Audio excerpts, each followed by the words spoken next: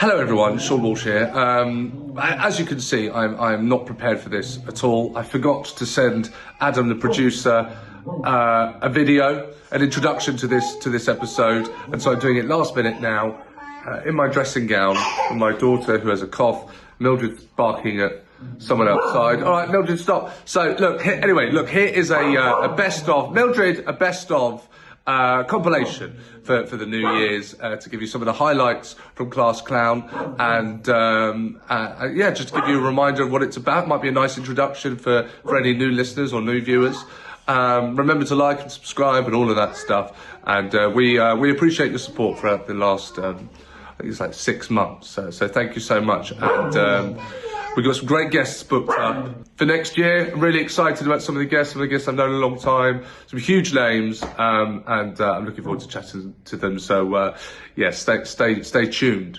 I mean, we're not in tune with anything anymore, are we? Stay signed up, I suppose. Don't unsubscribe. All right, enjoy. Take care. Bye.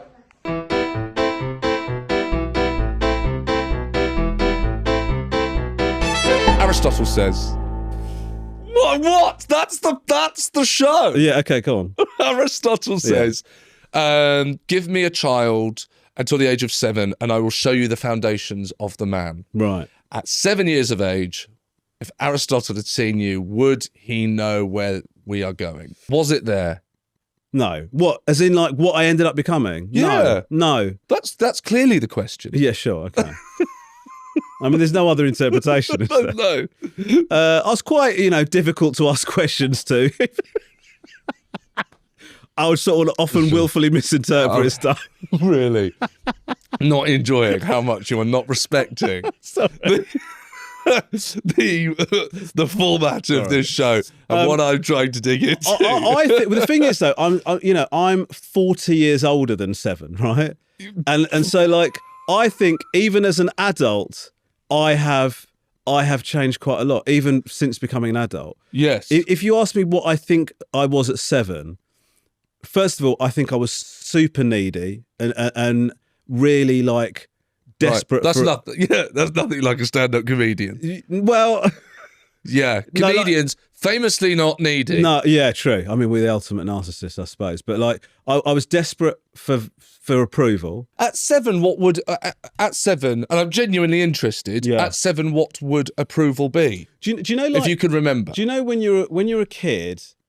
For most children, I think they generally find it difficult to express an opinion that they don't already know that everyone else feels the same way about. Do you know what I mean? Like, it's very difficult as a kid to say something that not everyone else agrees with, and that's absolutely. That's how when when you're at school, a certain kid, it's decided that kid's not a popular kid, and so everybody is just grateful it's not them, and so it's. I wouldn't join in with kids to bully other kids, but sheeple. Yeah, basically. Sheeple. I was a really extreme example of it doesn't work in the singular, is it? A sheep. Sheep. Yeah. But I enjoy the phrase sheeple. Yeah, good. Good for you. It's good to have hobbies. But so I think I was really, like, I was constantly trying to, I guess as you get older, you'd call that social butterfly, but I was just desperate for people to like me. Yes. Do you know what I mean? Do you know where at that age, do you know where that came from?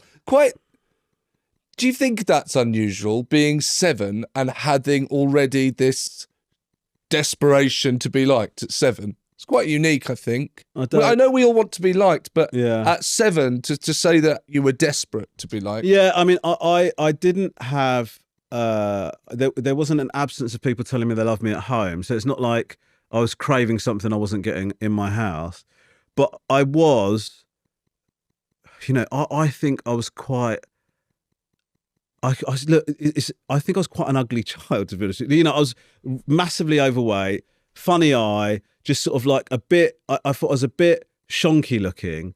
And when you're a kid, I think that works against you in terms of fitting in. And so...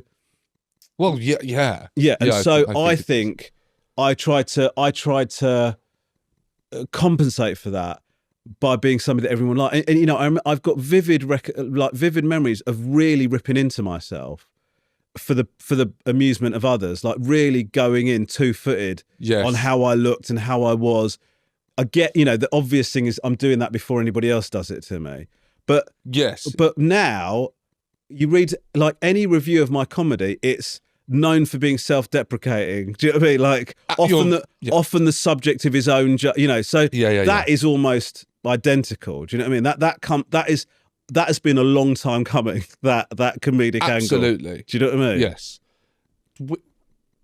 Was that internal, that feeling, or were people making you feel like that, or is it just you kind of looking in the mirror and making those horrible kind of assumptions about yourself? I'm ugly, my wonky eye look like this, or is it people are saying that and then the kind of self-conscious, you've been made to feel self-conscious? I think it's a bit of both, in my honest opinion. I think that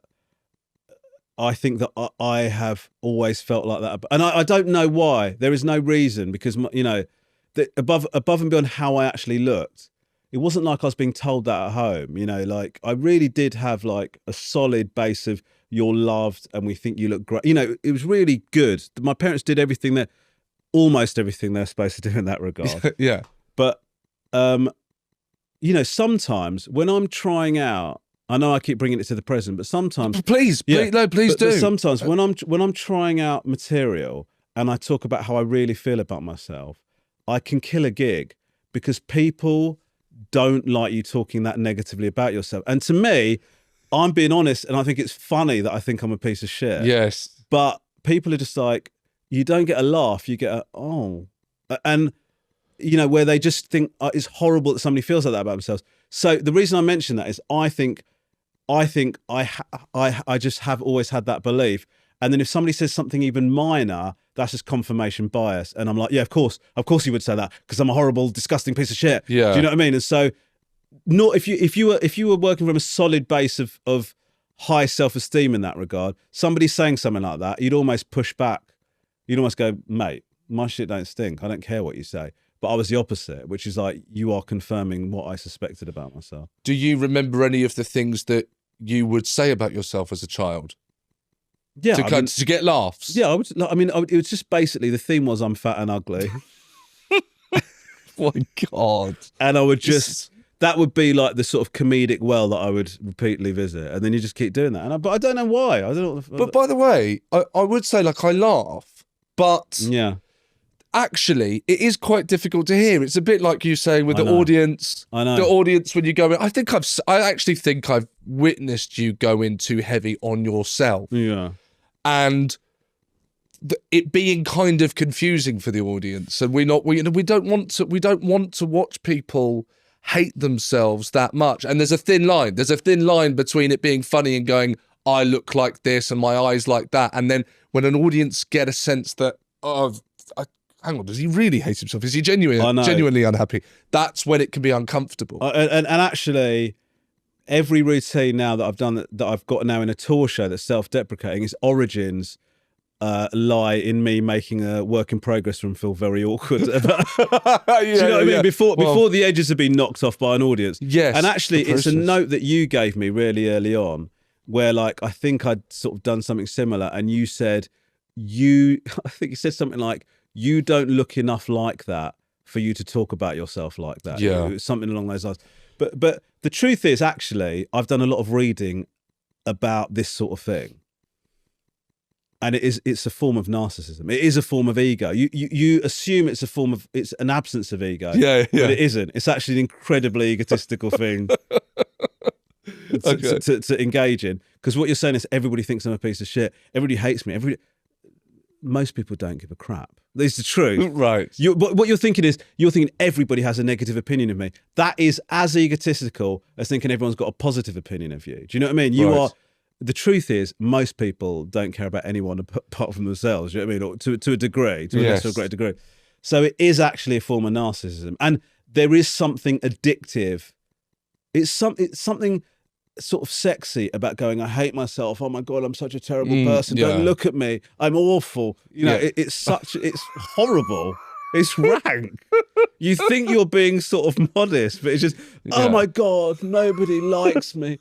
I'm so misunderstood. fucking get over yourself. You know what I mean? It's so weird that you could listen to my thoughts on the way to this recording. Very strange.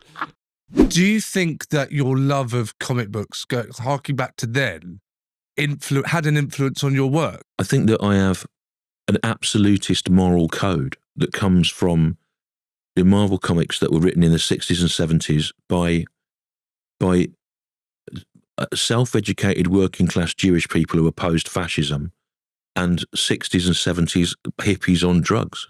And, and you know, they're fairly unequivocal about things. And so it's weird now that they're all owned by all these awful people. Yes. So, yeah, I think so. I think that, you know, and there's a lot of politics in them, weirdly. I mean, I've got one framed at home, which I love, which is where Spider-Man gets involved in a student riot on campus, you know, and he doesn't know which side to be on and whatever. Of course, in The Flash, in DC Comics, the Flash just goes in on the side of the police and whacks the students around, because that's what DC Comics are like, the police, you know. Right. Their superheroes are tools of the state, absolutely. Whereas the Marvel Comics were more, they're not anymore. I mean, they're part of a industrial, you know, entertainment complex now. But also, it's weird because they were so even though they were written mainly by white people, they were self-consciously about racial integration, and the neighborhood that Spider-Man's in the 60s and 70s is multi-ethnic, and he has Hispanic friends, and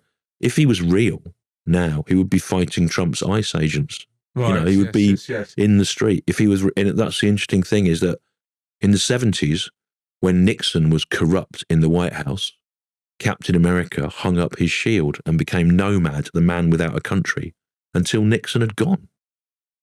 They couldn't do that now. Can you imagine that? Can you imagine the Avengers going, Trump's in charge, we're going to disband? Marvel Comics would be shut down tomorrow. Yes. You know. Right.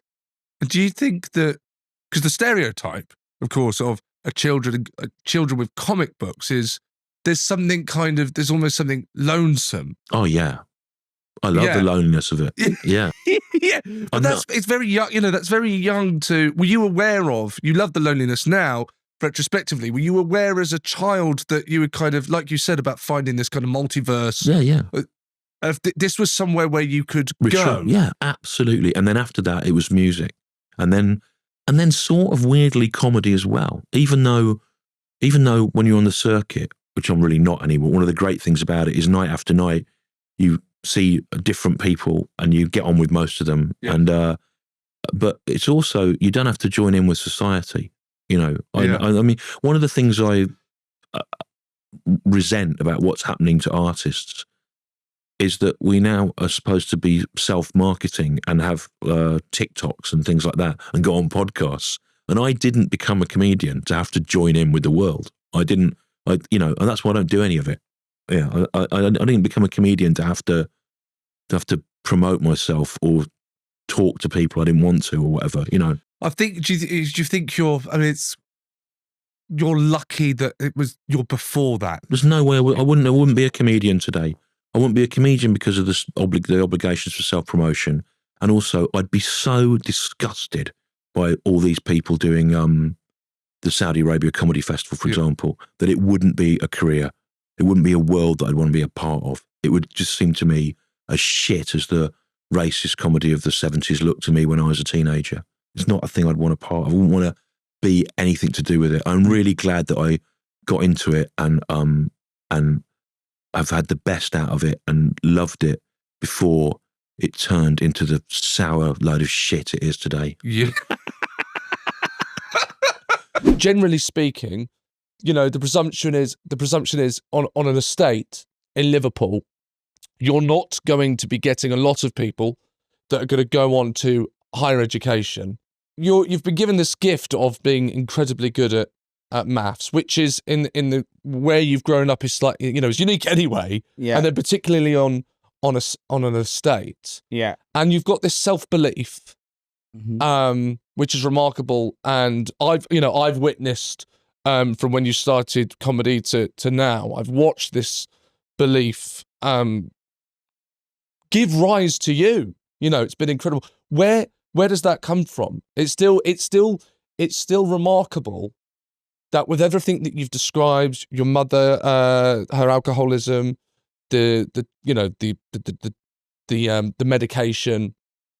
This is a very difficult upbringing on paper for a child, and with a lot of people, I think it would be fair to say that could seriously, the story could goes he ended up in prison. The story goes he ended up being an alcoholic. The story goes he ended up on drugs and all of those things. That's not happened. You've made an incredible impact on stand-up comedy, on the business in the United Kingdom, and I want to see if if you look back, where's that come from? It's the entrepreneurial side I've mentioned. Was that there when you were a kid? Yeah. There's a lot to answer here. So first of all, not only were we on a poor estate, not everyone was super poor. Some people had 2 working parents, and they bought their council house, but they're relatively decent sized houses, and you get it for relatively cheap, so you can buy it. So they don't fucking move. They're like, buy this for 110 grand and live in this 3-bedroom house with a massive garden forever. We were one of, I wouldn't say but one of the poorest houses on the street. So we're, my mum would go into like debt so that we felt like we were keeping up with the rest of the street. She would get loans at Christmas time to make sure we had enough Christmas presents and new clothes so that we didn't feel like we were less off than everyone else, even though we sort of knew we were. So you were conscious of that? Yeah. Well, that's what I'll share with you then. My dad was often out of work, and my dad was, he was a heroin addict. And so there were a lot of points where there was absolutely no money. And I was watching my dad looking for change, for tobacco, to try and get down to the BP for fags, and he couldn't afford it. And he made me aware of that from a very young age, this kind of financial pressure.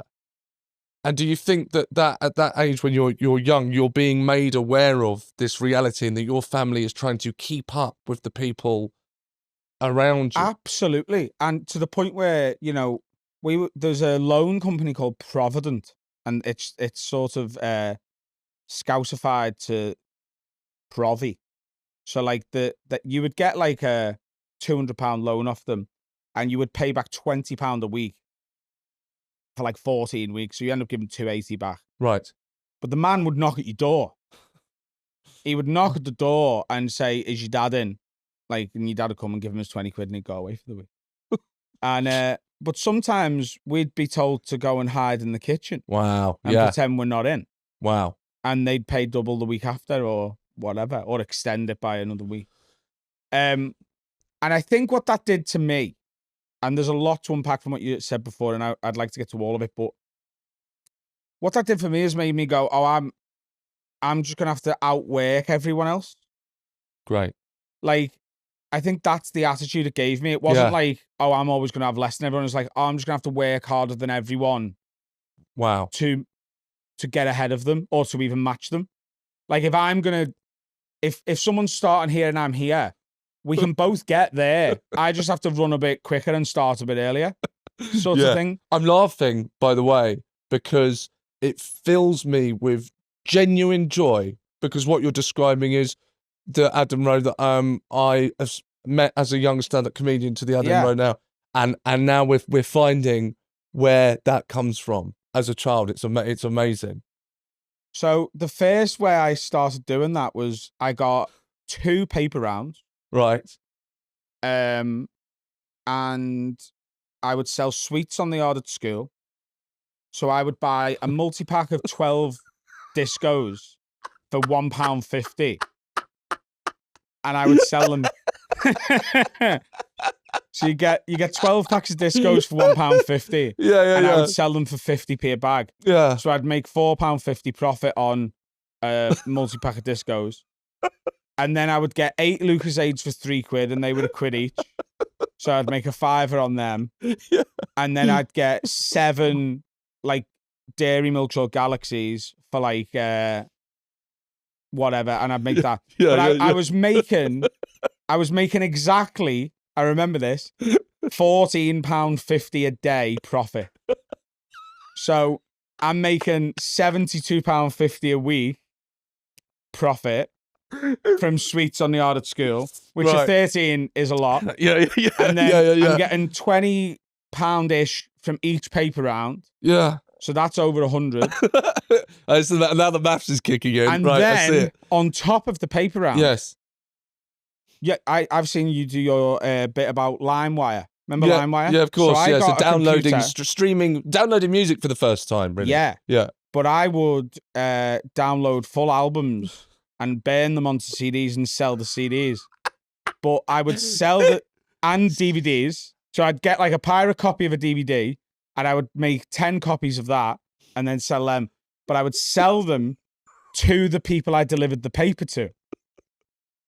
So on money collection day, when I'd have to... God. So every day of the week, you just post the paper through the door. Yeah. But on a Friday, you don't do that. You knock with the paper and wait for that week's money for the paper. And I would take the money for the paper, and then I'd be like, and do you want... I've got these DVDs and CDs with me. Do you like Eminem? Yeah. Yeah. But also, if I haven't got what you want, I'll be back on Monday, and I can bring you and I would take orders from the people on the paper round.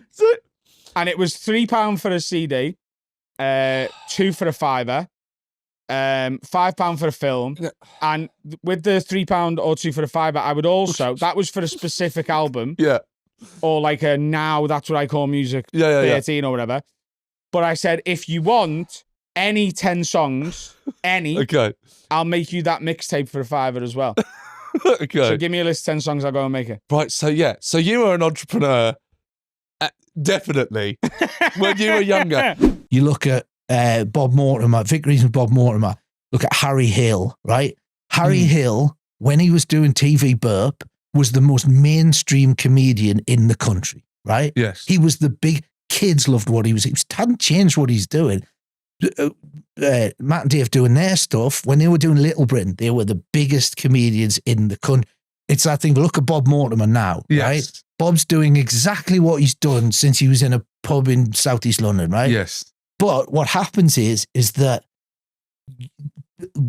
that thing that seems so completely out there, slowly, if it gets presented correctly, there's a hook in and people go, oh, that's what that is. Now, when I first started on the circuit, people would look at what I was doing and just going, what? But he was talking about that. Now he's over there. What is good? You know, and people just go, when I did gigs in Essex, you're bonkers, mate. Mate, what's all that about then?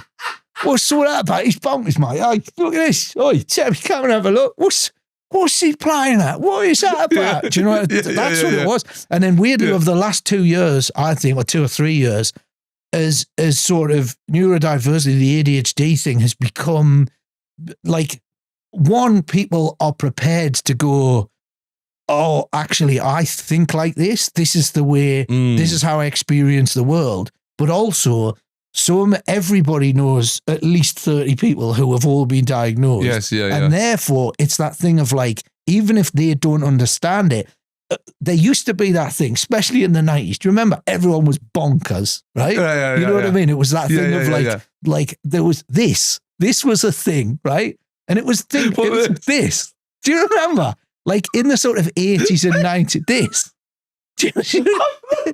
I'm bringing it back. I'm definitely bringing that back. This is when you've left the room. You go, whoa.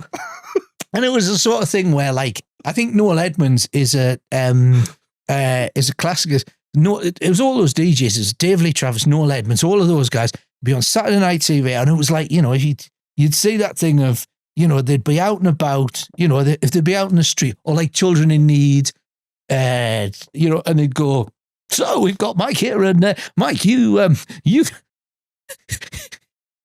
sat in a bath full of beans, haven't you? You've sat in the beans, and it would cut to him, and he'd have a big chicken hat on in a bucket of beans, and he'd turn to the camera.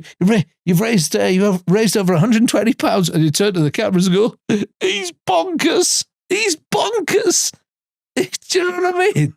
That was, and that was the thing, wasn't it? You know, basically, we've renamed bonkers. No, that's not what I'm saying.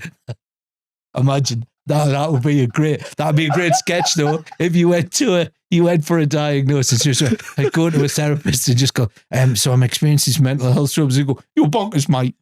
He's bonkers in the nut. That's what's happening here. You bonkers, mate. And then open the door to the secretaries out in the assistants out there, and they say, John, this bloke's bonkers, mate. Or equally, like, and people getting bored of their mates coming out as bonkers. Yeah. Oh, you're bonkers as well, are you? Everyone's bonkers these days. Oh God, it's so boring. And you just go like, have you got the report? And you go, no, it's just a video of him doing this. And then, because I love that. People turning up late and going, sorry, I'm late. I'm bonkers. It's because I'm bonkers. I went and saw the doctors. I thought there was something wrong with me, but I'm bonkers. It's bonkers. And it's really, do you know what? Knowing that I'm bonkers has really helped. It's really helped. Yeah. Yeah. Because it's important that, my family understands that when I'm getting a bit bonkers, and can I just say, I'm not mocking people. No, I know. We have to be very clear. But at the same time, how come people, when they go, I've never had therapy, right? Turns out. How comes when people go for therapy and they go like, oh, I'm experiencing this and, and blah, blah. Do you think a therapist ever just goes, no, you're just a twat? Do you know what I mean? Like, sometimes just go like, they just, I'm finding it, I find that like, this is my, in my relationships, I think it's what I've got these issues and I think it might relate to childhood. And the therapist just goes, no, you're a knob. Some people are just knobs. We've got a knob here. You tick. You're a knob. Being Irish, how much of an effect you think that had on your... Being called O'Dowd in the 70s, when there was all the kind of IRA bombing and, the sort of anti-Irish sort of sentiment, it was, O'Dowd. It was like very Irish name. People used to kind of make comments all the time and, sort of... It's interesting, like, the fact that you were just Irish, again, that just puts you on the outside of things. I also think if you enjoy being different, the Irishness is another kind of, it feels like a badge of honor, because obviously, my dad's family were very, very, very Irish. So my auntie Kitty, there were people that we'd always go and see, and they were very Irish, black hair, green eyes, and just very, just things that happen. Like, for example, I'm not even sure if I'm allowed to say this, but one of my uncles left home for 10 years, left his family for 10 years, maybe longer. And then one day just turned up and nobody said a word. Uncle Jim just appeared with a big glass of cider. And it was, but other people have told me stories quite similar. Like, oh yeah, that happened to me. Like, people have told me stories like, when I did my first book, Take It Like a Man, the amount of people that said, oh, your life's growing up was so much like mine, like anyone that was Anglo-Irish, and then one that had that kind of, English-Irish thing, were like, oh my God, your book was so like my childhood. Because do you think it made you feel different from everyone else? Well, I liked it. I liked being different. I kind of enjoyed it. And when did that start? Because you said, obviously, I think it was it 7? It might have been 7 when, people are going, oh, you look like a girl. And you didn't quite like it. Yeah, I didn't like it at all. When does that switch? I think round about 10 or 11, there was one summer holiday, maybe like 11 or around that time. Yeah. There was one summer holiday when I went home and came back to school with like drain pipe trousers and plastic sandals on and my tie cut in half and, different kind of mad hairdo. And that's fantastic. I went back to school and I remember everyone's like, you're in your granddad's clothes, are you poor? It was just, there was always something that they'd find to say. But at that point, I was like, no, I'm definitely going to embrace my difference. Even though I didn't sort of look at it in that such a clear intellectual way, I was like, I'm an outsider, so I might as well be one. But you were still conscious about that, about being an outsider. Yeah. So there's a kind of like, fuck it approach. Fuck it. I think embraced it. Yeah. I mean, I'm very lucky because I'm not one of those a lot of my friends will say, "Did you wish you were straight?" A lot of my friends are, "Oh yeah, I wish." I never really wished I was straight, ever. I mean, I don't think it's superior or inferior. I just never ever had an issue with it. I knew that other people had an issue with it because they called me names, but I never felt like this is wrong. It's a mistake. You know, I always felt like it was what it was meant to be. So when you're going in that first day of the new year at school, and you go in, and you know, you've got what was it? The plastic sandals. Plastic sandals. Yeah. You know, train pack trousers from Oxfam. Yeah. Do you know you're gay then? I don't think it was quite as literal at that point as it became a little bit later on. It's sort of, I don't think I would have used that word, you know, because obviously, if you remember in the 70s, there was a lot of drag on TV, Danny LaRue, Dick Emery. There was a lot of drag. Did you watch this with your mum or dad? I watched it. It was on the telly. That's what people were watching. And I was like, not that I felt, a lot of like gay people in the 70s hated the camp people on TV. Right. Because they felt like it was a misrepresentation of who they were. Okay. I was the opposite. I never thought I was like them, but I just loved their ghoul. Yeah. Kenneth Williams, you know, all the Stanley Baxter, you know, Dick Emery. There were so many people that were Larry Grayson. You know, I used to get called Larry Grayson at school. Anyone camp on the TV, I'd be called the next day. Oh, here he is, Danny LaRue. Here he is, Quentin Crisp. It was just constant. But did you relate to them? Did you kind of bond with these characters? I knew that they were hiding something in plain sight. You know, it was like, it's kind of obvious. It was like, I think the 70s. Very young, though. I think the 70s was a spare us the details culture. Everybody knew that someone was gay, but they didn't talk about it. Because if you talk about it, you make it worse. It's like when a kid is clearly effeminate. Yeah. Or a little girl is, you know, kind of masculine. Nobody says anything because like might go away. What did your parents do, or how did your parents react to this George that's the plastic sandals and this kind of new version? It started with Bowie. Obviously, my first Ziggy Stardust haircut, which my auntie Jan did because she was a hairdresser. It was Ziggy Stardust. Did you go with like an album cover or a picture? Oh, yeah. I went to a house and I took a photo. It ended up looking a bit like Dave Hill from Slade because I didn't really have strong enough hair to have the spikes. Okay. But it was a valiant attempt. Yeah. Like, and then, you know, it's sort of, once I started kind of cutting my hair and dyeing my hair, a lot of stuff happened very quickly. It was a bit of a sort of, you know, snowball effect. Yeah. I had like, you know, the Ziggy hair, but I wasn't allowed to dye orange, which was annoying because it, you know. That was the only rule what your auntie had or your mum? My mum. Okay, you can do this weird thing with your hair, but it's not allowed to be orange. But then my best friend Tracy, she was a model for Vidal Sassoons, and she was like, her mum was a divorcee, so she always had these mad hairdos, and she was like, "Come with me, they'll give you a free haircut." And they were like, "Oh, can we henna your hair?" And I was like, "Yeah, sure." Then I had to go home, and the door was like the light in the hallway. I was like trying to hide my orange hair. My mum was like, "You fucking Jesus, I'm gonna brain you." My mum was so annoyed.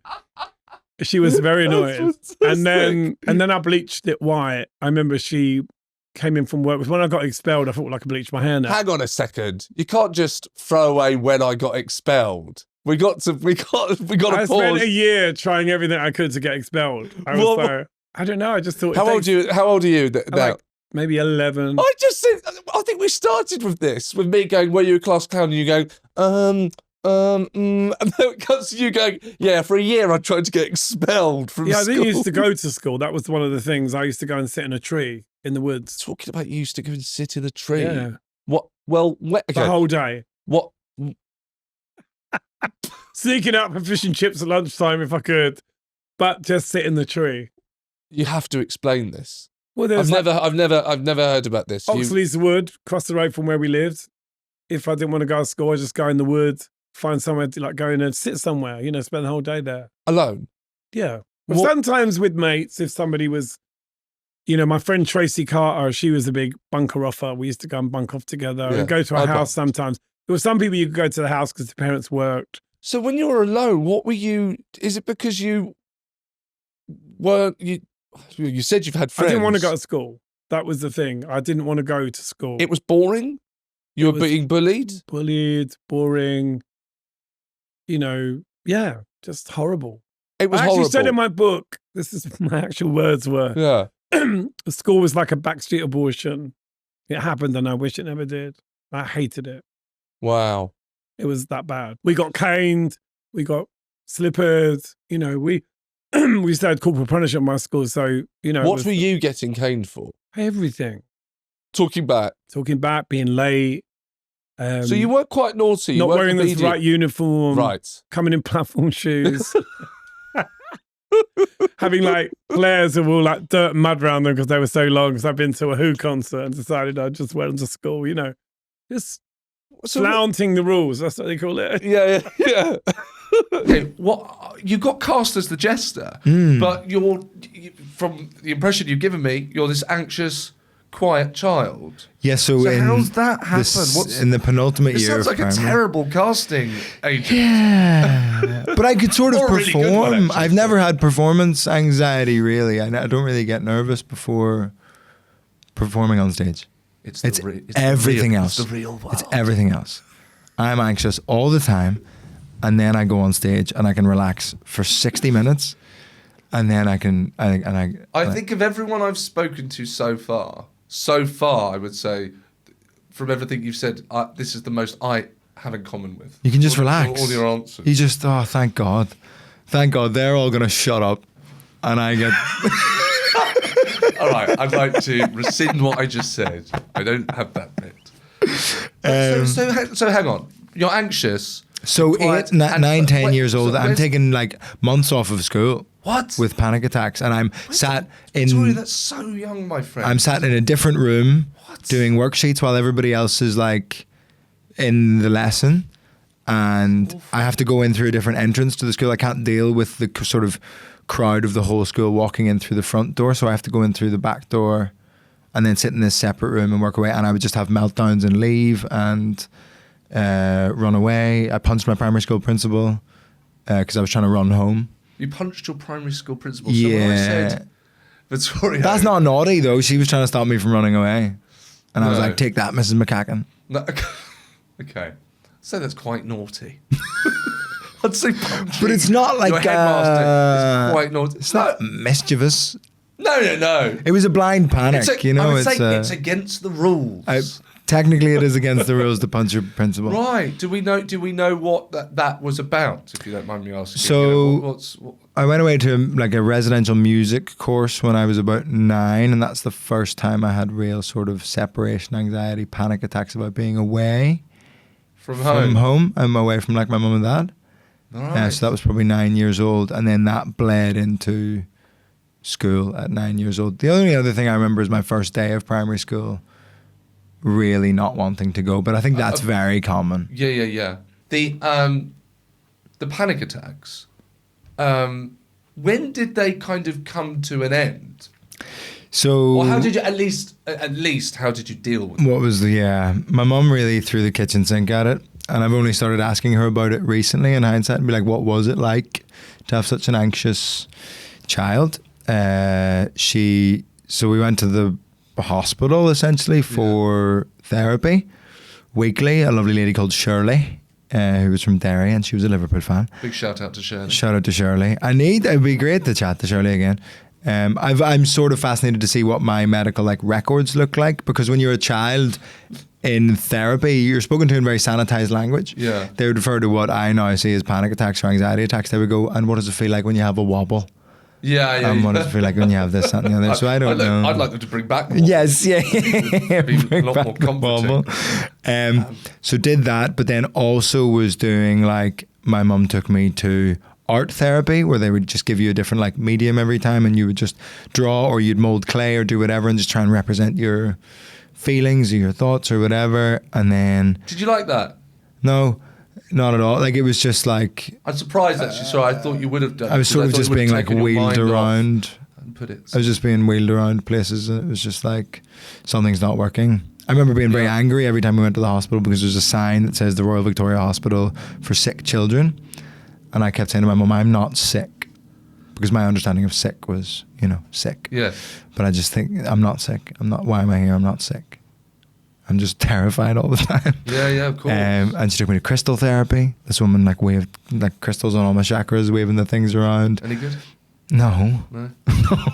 But it's just, Crystals don't work. and then like we had like hypnotherapy tapes and like soothing music and this. I think it was just Nothing working. very emblematic of my mum just going like, we've got to try and help this boy. She just had no idea what to do. No, Yeah. and she said to me recently, she said like, is there anything we could have done better? And we both kind of cried. I was like, no, it was just awful, but you were just trying your best. Yeah. And there's no right way to deal with this. And certainly, how long ago is this? That was when I was 9 and 10 years old. Yeah, so it's So like that's 20, yeah, 20 years ago, I exactly mean, I 20 think years ago now. The awareness of what you're talking about is so much larger than it was then. And now, like, in hindsight, I'm like, God, because you sort of think of people like Fern Brady or Pierre Novelli who talk about their later in life autism diagnosis, and they go, oh, well, it just wasn't really in the thing that time. And of course, nobody spotted it. But I sort of go like, oh, I was in hospital, like, you know, talking to professionals about mental health. Yeah. And I mean, there could well be a note in some folder in the hospital in Belfast that just says he probably has autism and never got really whatever. But if I do get diagnosed, I don't want to like Big preempt red it or flag. anything. Yeah, I was Actually just hanging like, out of the notepad. it was just like, Yeah. come on. Like if that feels fairly, like looking back, I'm like, that would explain a lot of that sort of anxiety and panic. And But did they just subside over time? no, I just learned to deal with it. I still get them. Yeah. Every so often I get so anxious and scared that I have to like put my hands over my eyes because anything outside of my head is terrifying to me. And somebody asked me to explain it recently. I think I finally found the explanation of the feeling of when I'm sort of like covering my eyes and terrified to open them.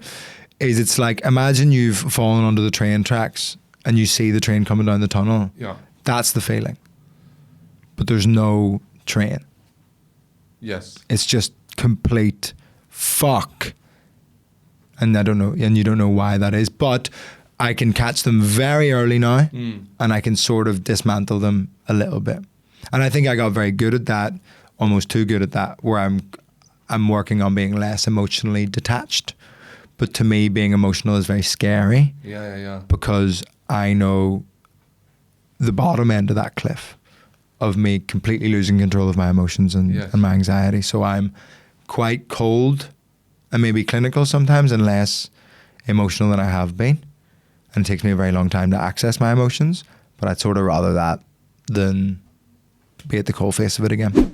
Okay, so where we are now at school, and by the way, are there loads of detentions? Is it that? Yeah. I got suspended loads. You got suspended Loads, yeah, like 8 times or What, something. you get suspended 8 times is a Loads. lot. No, I spent the last year, I wasn't allowed in the lessons anymore, so I had to sit with our principal in his room. What were you getting suspended for? Just, I got in fights, swearing at teachers, skipping Why were you getting in school. fights? Sorry, you don't sit, you know, I've known you for a few years, and you don't seem like a violent No, man. I used Why to are get you in getting loads. in fights? It was just the sort of, there was loads of fights at my school. We'd all get in fights all the time. It was just the sort of, But what? Why are you getting in fight? What's happening? because people would disrespect you, Sean. You can't be seen to be weak, you know.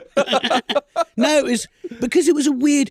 Were you the good guy in the fights or the bad guy? Probably the bad guy. I don't know. You know, you find a You know. Right, okay. So I see why you now can't remember. Yeah. You just went round headbutting people, didn't you? Yeah. But no, I used to bring boxing gloves into school and we'd have fights on the field. Yeah, it was great. And I remember we'd had a fight year 7 versus year 8. And the worst thing, this is in 2000. Hang on, what year? This is crucial. What year were you We in? were in year 7. Okay, you're the underdog. We were the underdogs, but we had a fight, and it was not as significant now then as it was now. But our school planted a 9/11 memorial garden in one of the sort of In Devon? yeah, in Devon. So they planted these trees for the victims of 9/11, and we had this big scrap on the field that spilled over, obviously, into the 9/11 garden, and everything got trampled, and it was this massive issue of like disrespect. And I think they thought, oh, was this? And no, it was like, no, it was just an unfortunate. You were kind of like the Al Qaeda of that Yeah, probably garden. But it was You just knocked to the garden. when you're young. You know, we were fucking bored as well. I think Yes. really bored, and it was sort of weird being in the countryside because there isn't the implications that someone from a city deals with, which is knives or genuine violence. So the worst you're getting is a black eye. Yeah, okay. So the stakes were so low. So it was just sort of, and it was kind of, everyone did it. My brother's mates did it. So I lived in a room with my older brother and his mates were fucking wankers. I remember being asleep and one of them shot me with a BB gun at like 11 at night and this searing pain. Sorry, I'm laughing. Yeah, no, but it was, no, you can laugh. And used to get gaffer tape to the seat and then, but it was all, I never thought...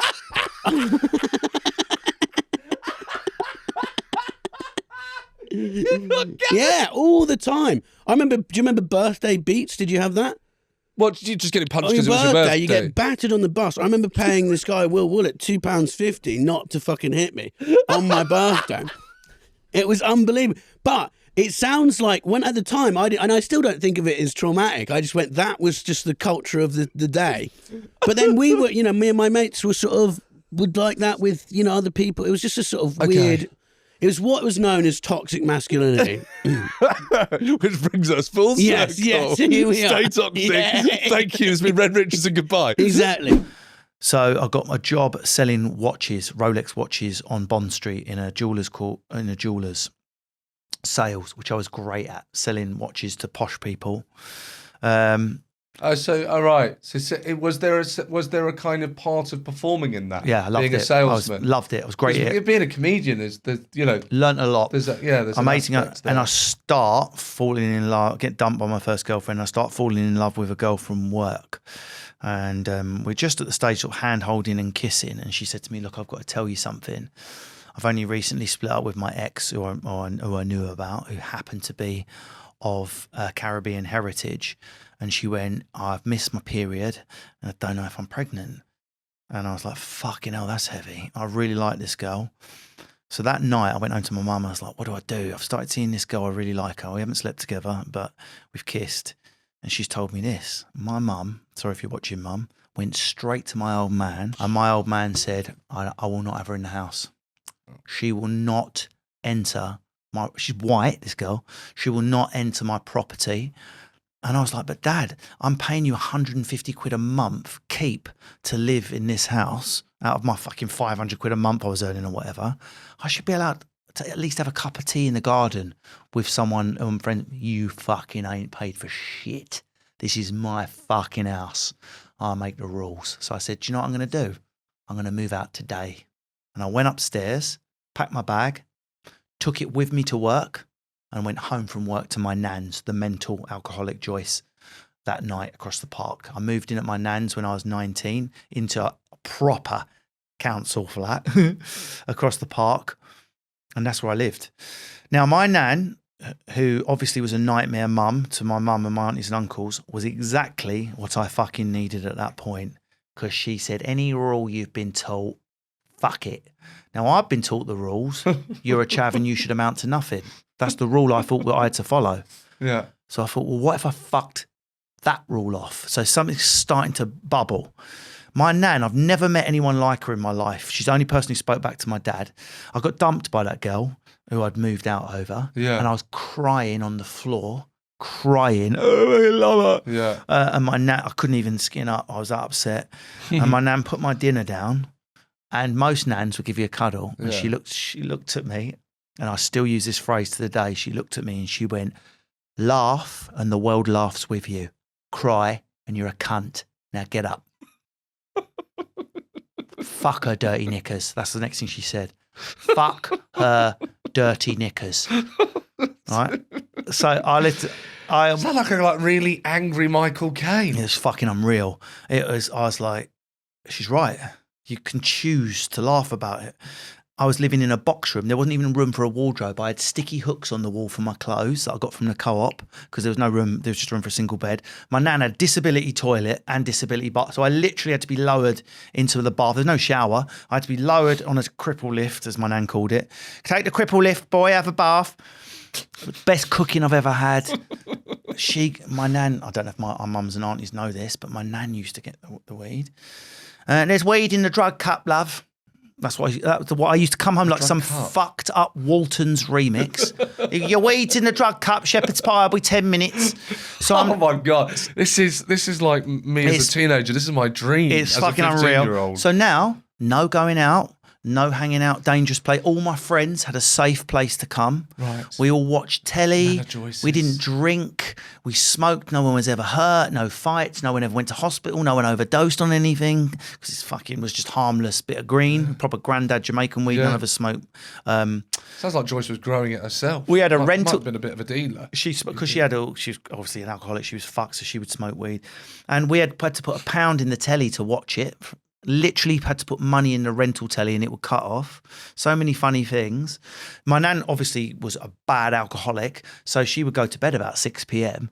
But now and again she would Result. Once she emerged at 8 p.m. and we were all there watching, I don't know, The Word or something at 10 p.m.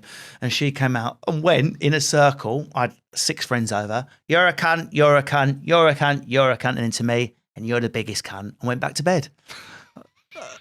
We loved her. So this is eloquent. So this is where I am now. So I'm going further down the chav hole. I'm taking more substances that I shouldn't at the weekend. I'm partying harder. I'm living life hand to mouth for the weekend. And then the thing happens that turned it round. Okay. Yeah. And it is. So I'm single now. Because this is so removed in this kind of montage that you've given us. This is so removed from Russell Kane, But I was happy. the stand-up comedian. Yeah, no, I know. That's Absolutely. the danger. I'm The not danger is questioning I was that. so happy. That's the danger. I don't know how I'm built different. There was no hangovers. I wasn't getting depression on a Wednesday. By the time I got to Wednesday, I was like, Strawberry Sundays. That's where I went. Strawberry Sundays, Vauxhall. lucky you. Anyone watching, shout out to Strawberry Sundays under the fucking arches in Vauxhall. Hard house. We are genetically opposite. I want to do the test because we are at the completely Do you know different what? end. I've always known my limits. Even with alcohol, I can have a drink and go, that's it. Anymore, I'm going to be ill. Again, So I we think- are opposites. Yes, I think my body I just regulate opposite to I my... now don't drink at all. Yeah, so I'm the opposite to my nan, who was just like, if it's fucking take it till it's gone. I'm not like that. Yeah. That's a non-smoker, even though I lived with a cloud of Embassy filter on the ceiling, and my nan smoked 60 a day. Anyway, so it was one normal Saturday, one Strawberry Sundays weekend. We're all out, we're all at the rave. 5 in the morning, because you had to stay to the end to wait for the tubes to start because we couldn't afford taxis home. So I was always there for the last tune at the weekend rave. And across the smoke comes a girl, honestly, about an inch taller than me, about 5'11", clearly like model. Through the smoke. For all the smokes and Like the lasers. Macbeth. Yeah, Like I'm the like, Three I love Witches. dancing. I've always been a good dancer, Okay. natural like pub dancer, if you like, wedding dancer. I'm fucking raving my tits off. She came across and posh. I just love the way you dance. Here's my number. Like that quality of woman does not put her number in your hand, but it happened to me. Get home. So can you show us these moves? You Can I see these moves? get home. Phone the number at 7 a.m. straight away because I knew everyone would still be awake for obvious reasons. Yeah. She answers it straight away. I've got my own landline in my bedroom. My mum and dad put it in there. Speak straight away. I fucking virtually fell in love with her over the phone. The next week, met her at the rave. We shagged. That was it. It was like the most 19-year-old dangerous Bonnie and Clyde, vomiting, so in love. I would have killed myself so she could live. And Yes. she's 18, I'm 19, so I'm 1 year older than her. And she says, I'm going to uni in September. And I'm like, please, please, please, in London. I was like, oh, fucking yes. So we get to September. My life doesn't change. I'm selling watches. I'm getting off my tits. But now, when we leave the rave, we don't have to go back to my nan's horrific box room and shag in weird silence. We can go back to university halls and shag as loud as we like. Oh, I didn't know people made noise. Yeah. So we start staying in halls. And the next morning I would wake up and I'm in my cheap fucked suit going off to sell watches to posh kids, which I was already a bit angry about, seeing posh people living their posh, perfect lives. Yes. And I'm in my Burton suit like an old man on the fucking 6:05 train. And she's sleeping in and then wandering across the lawn to read literature and drink beers with other boys that look like me, same height, same looks. I'm gonna read this book and sit on the lawn. I've got a lecture at 11. I don't have any today. I'm just gonna get pissed. Yeah. And I was like, I recorded it in my diary. I went down to my tea break that morning and I wrote, oh my fucking God, I've been conned. I have been conned by the accident of my postcode and birth and pushed into the fucking system as a chavvy worker. Whereas if I'd just been given the guidance to do a GC, I'd be sat with those posh twats, drinking cider and getting up at 10 a.m. And I lost my temper, and whatever the opposite of a nervous breakdown is happened to me that day. It was like someone reached around and went like that. Yeah. I can remember the feeling. They plugged the two things in. I wrote it in my diary. I was in the smoking room at work, so I used to pretend to smoke so I could get an extra 15-minute break. And I wrote it. I went, today is the day I changed my life. What were you studying at university? Arts, English and sociology. So, and by this point, your life in showbiz is dead. Very, very much dead. And have you forgotten about it? That's this is. I find this bit fascinating because we now know how you begin, and we know where you end up. But there's this middle bit where you're not the performer. No. So where does that go? Do you know what I mean? Does it just kind of lay dormant, or is it coming out somewhere else? Well, I think it's why I got so sick. Right. Well, you're going to have to explain the sickness. So I got very unwell with an eating disorder. I had kind of anorexia and bulimia. I kind of went hard and got them both. Well, more bulimia After really. university? Oh, it was slowly building. It's been building probably all my life, really. Okay. I was kind of a chunky kid, and then I carried. Did someone say something? Was that coming from elsewhere? Were people saying things that made you feel bad, or was actually this internal, and you were seeing it in the mirror, and actually everyone else would have been like, "What are you on about?" Oh no! I definitely had I had a bit of weight on me for sure. I was like, not all girls. Some girls get away. They don't have anything on them. They grow up. They're like little bean pals. Yeah. But I was.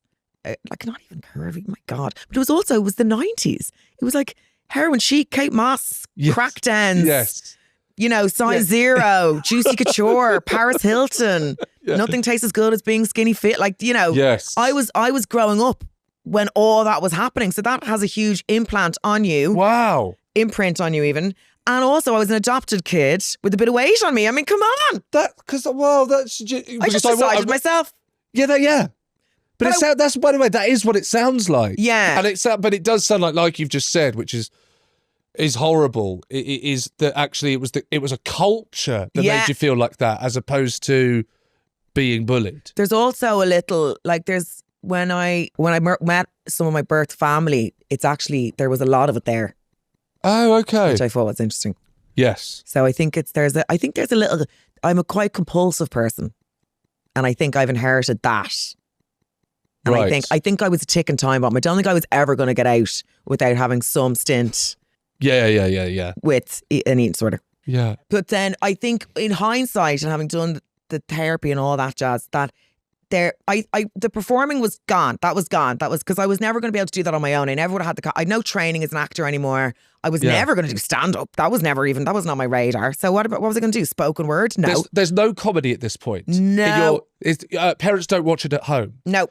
You're not going to a comedy club? Nope. Do you have any kind of extra interest in comedy films? Yes. I love laughing. Bingo. Yeah. And I was the clown in school for sure. I was like, I just sit on my own because I was disruptive because I was laughing all the time. Yeah. You were the class clown. I was. I'm sure there's girls at home being like, you were dry as fuck. They were in school with me. They're were you? Yeah. Sure. But I felt that was I was giddy and laughing and disruptive, and I'd kind of, What were you trying to get from that being disruptive? Do you know? Because I just loved chatting and laughing and telling, just making people laugh. But still doing the work, still getting the grades. It wasn't a massive issue, but it was all this. If Joanne applied herself, God knows what she could do. That all. There was a lack of application. I still think that now.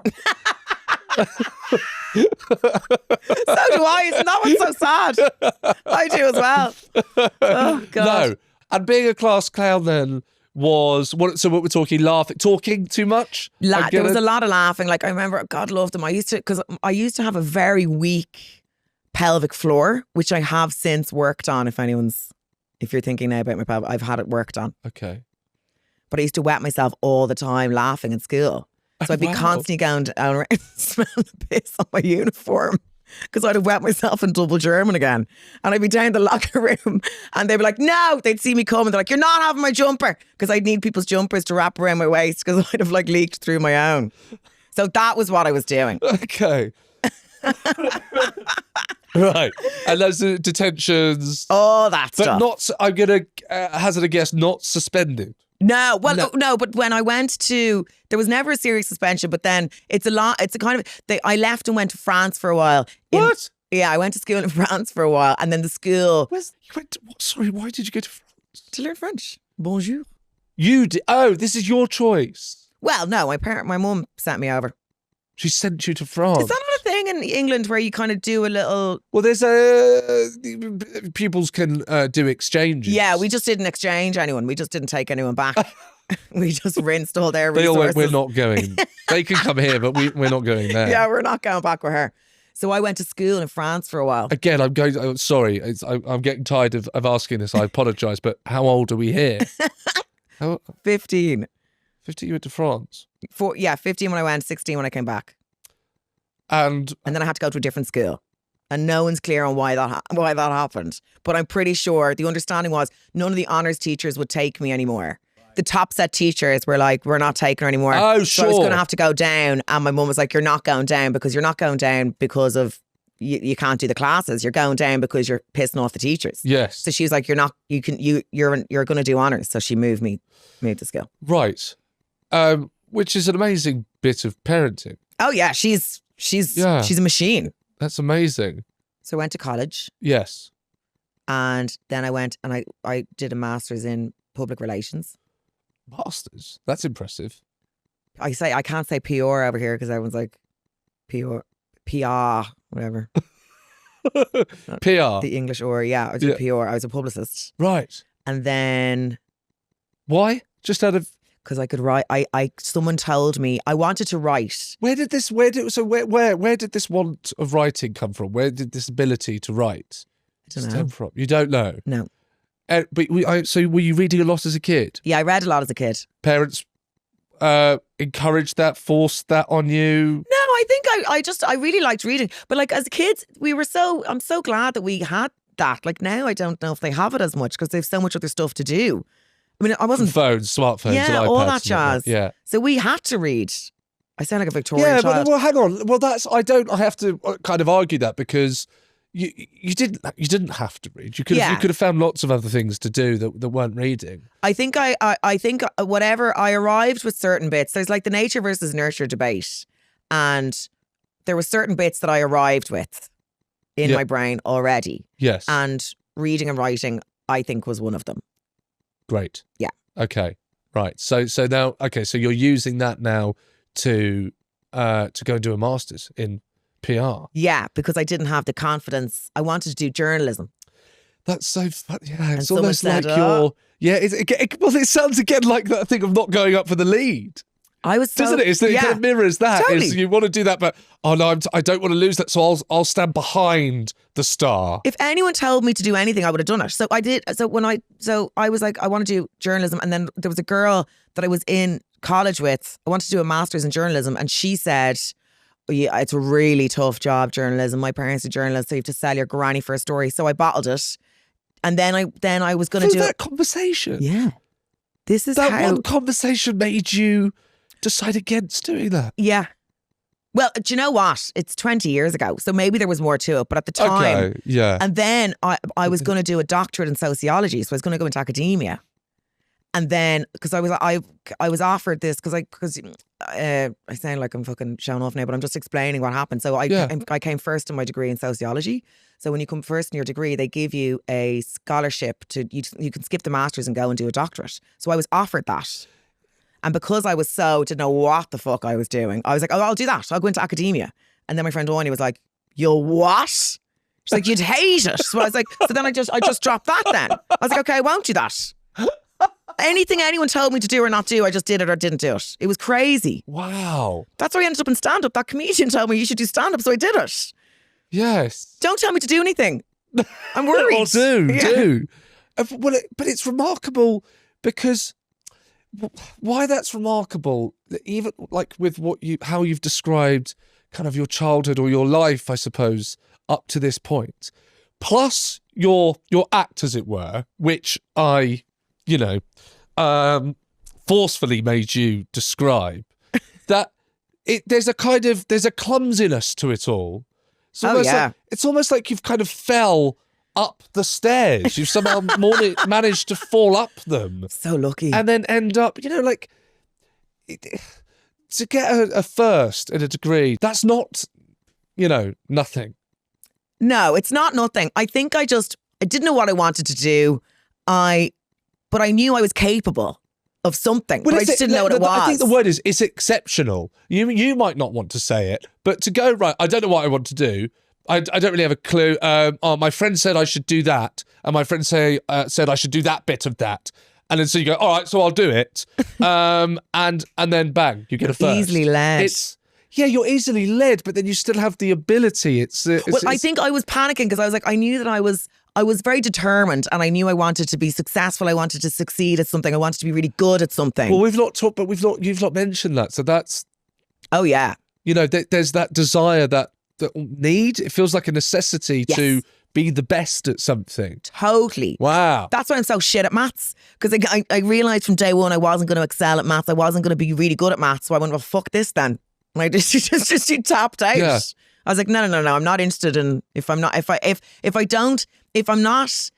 in the mix to be really good at it. But it's all just kind of weird validation again, isn't it? Yes, but there's loads of shit I'm terrible at, obviously. It's just that they're the things that I sensed that I could progress in, so I did it. Right. Was it from that? Was it from PR where they kind of stick the start in? It was.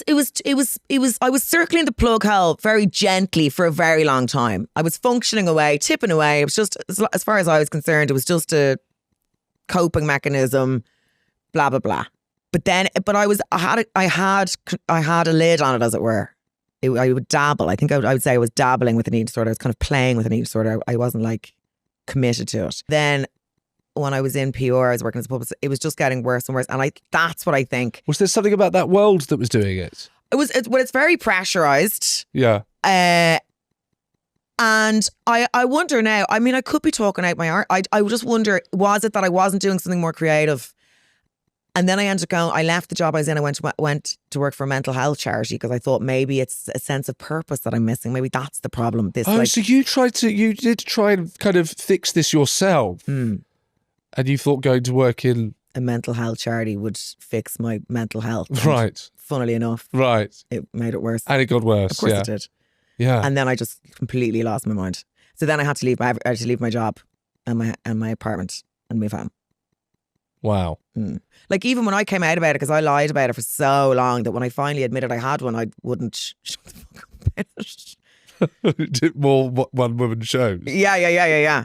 Was there? You'd be in the street, like, Joanne, how are you? And I'm like, bulimic. That was the vibe. I wouldn't stop. Yeah. That's absolutely amazing. And before you go, I would just say, because you talked about earlier the box ticking in television and giving those voices so that people can identify with it. The reason I genuinely, from my heart, wanted to do this was so that people could watch this from backgrounds similar to yours, hear that story and think, oh, I can do this. So to anyone listening that's at home and perhaps one of their parents is drinking too much, things have gone awry, they're on benefits, they're in an area where not much is expected of you, what would you say to them that might give them the hope to go on and achieve that? And I know it's a big question. It's a really big question, and it's going to have to be a slightly complicated answer, because my answer, with a caveat to follow, is you are just going to have to work harder than everyone else. And the sad thing is, when you work harder than everyone else, it doesn't necessarily mean it's definitely going to work. Yeah. So find something you're good at and that you like, and work harder than everybody else who's doing it. Because then even if you don't end up massively successful, you'll spend all of your time doing something you're good at that you like. And the alternative is doing something you don't like that you're not good at. Or something you don't like that you are good at that you just are just doing for the money. I think you'll end up miserable. I think that's why a lot of people are miserable. And I think, you know, there's a huge sort of class divide at the minute, and it's getting worse, you know. Yeah. And billionaires have made more money since the pandemic than they did in the 40 years before, and poor people have lost more money since then than the 40 years before. The gap's getting bigger, and it's not good. And listening to all these people on the internet who tell you all you've got to do is become an entrepreneur and then you'll be a millionaire in 6 months. No. Like, but you can have a life and a career and a job and a passion that you care about and you're good at. But if you're from a poorer background, you are just going to have to work harder. But on the flip side of all of that, there's also going to be people, because we do have some victim complexes in our society now. And there is going to be people who go, oh, you know, it's impossible for someone from a working class background to make it because they don't have the opportunities that the middle and upper classes have. That is bollocks. And I am proof of that. And I'm not saying it's for everyone's going to have the opportunity. And I have got lucky and I did have supportive parents. And I did find something really young that I loved and, you know, was, you know, in my opinion, good at. And mine.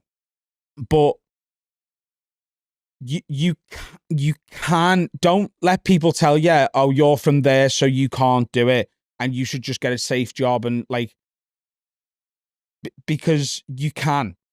But you will have to work harder. People are on a ladder and you're on the floor and you're both trying to change the same light bulb. You're going to have to build a ladder. They've already got one. So like go and find ladder equipment and make your own, because it's the only way you're going to be able to get high enough. And other people have already been given one. But that doesn't mean you can't do it.